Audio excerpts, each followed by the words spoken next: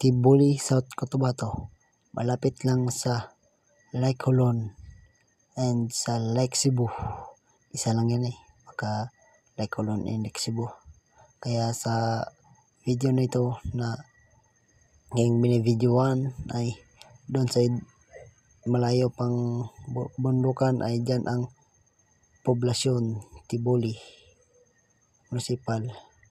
At dito naman aking zoom na camera, itong na-zoom ko at malapit sa aking pagkakamera ay dyan naman po ang Dinlag, Barangay Dinlag, yung may malawak na scene yan yung kanyang may puti na malawak, dyan po ang Barangay Dinlag.